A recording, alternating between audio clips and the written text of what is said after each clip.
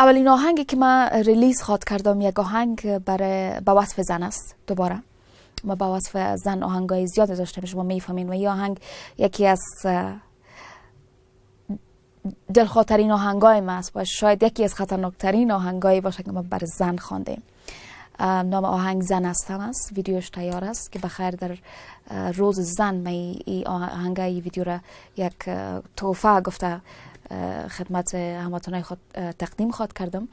و در غیر از او آهنگ بعدی ما یک آهنگ است برای وطن به نام همت کن. اما گفتین خطرناک است آهنگ زن، یک کمی توضیحات اگر بدین. خطرناک به حساب ای گفتم که شعر از آهنگ، یک سوژه از آهنگ بسیار یک چیز جالب است. شاید یک گفتار در آهنگ باشه که تا هیچ کس نگفته. ما درباره‌اش زیاد نمیخوایم بگویم، میخوایم آهنگ بشنوین خودتون با از قضاوت. اینه بیرون لیک نشود. بله. خیلی کوتاه بگوین اینی کدام خشونت ها بیشتر زنان افغان را آزار میده؟ از آزارهای خیابانی گرفته تا خشونت های فیزیکی که منجر به قتل و کشتار میشه، یعنی بیشترین خشونت که بر خودت آزاردهنده بوده در افغانستان در برابر زنان چی بوده؟ خب اول این مسئله خشونت فیزیکی از 100% می که زن لطوکوب میشه از طرف فامیل خود، از طرف شوهر خود یا پدر خود یا برادر خود، این واقعا بسیار زیاد دلخراش است. یک مسئله است که بالاخره همه گیزش خسته شده و بالاخره باید سر از این مسئله باید توجه جدی صورت بگیره و باید خلاص شود.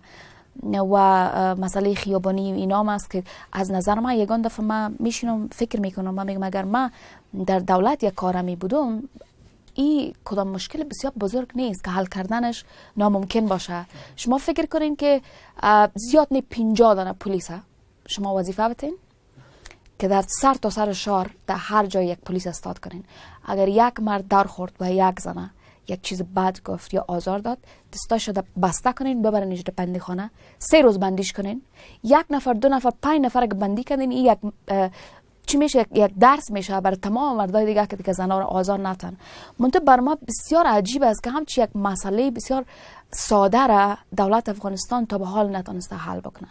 نه و ایران میمانیم در جایش است. تمامش که در بدتر همین مسئله خشونت فیزیکی است، قتل و کشتار، بینی بریدن، زدن، یعنی بسیار رنجاور است، بسیار رنجاور است. و امروز ما در حالت قرار داریم که خشن‌ترین کیس ها درباره زنای افغانستان صورت گرفته در چند سال آخر که وضعی که بهتر شد بدتر شده رفته و این واقعا بسیار متاثر کننده است.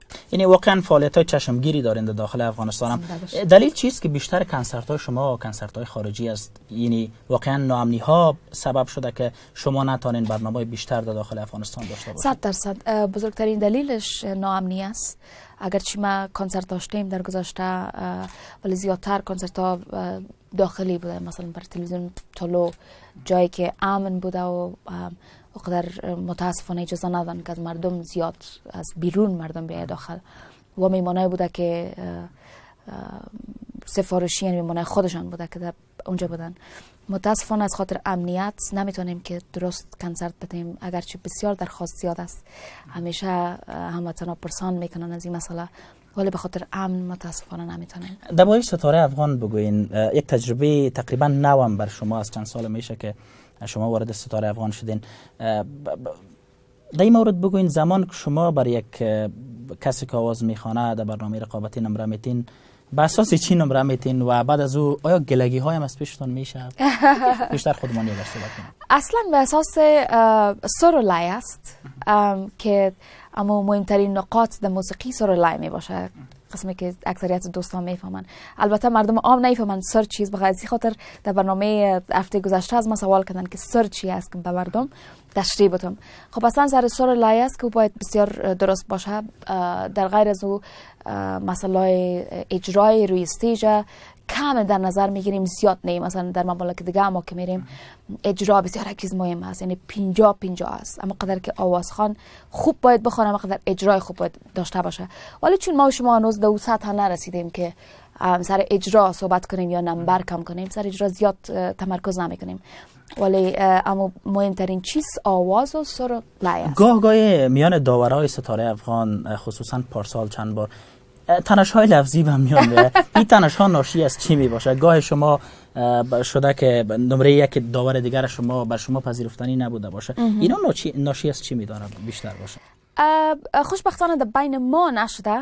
یعنی ما از 2 سال میشه ستاره افغان آمدیم، سال دوم است و بسیار یک چیز فوق العاده در بین ما است که ما هر 4 ما بسیار هم نظر هستیم.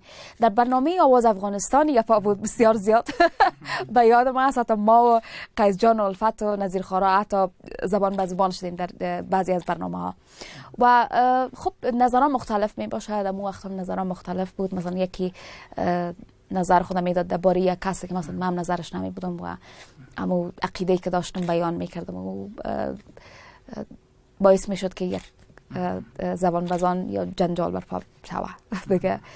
است در کشوری که برای زنها زندگی کردن اینی به نحو دشوار است، خشونت ها اینی هفته‌وار تا ماهوار صورت میگیره، آمدن دخترها به پروسه ستاره افغان چی یک چشم روشنی یا امیدواری را خلق میکنه برای جامعه زنان افغانستان؟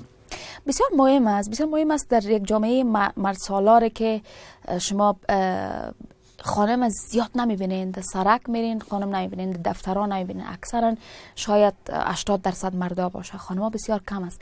پس بسیار مهم است که در پرده تلویزیون حداقل یک خانم ظاهر شوه که کم نرمال شوه، یک خانم دیده شوه چهرهش در پرده تلویزیون.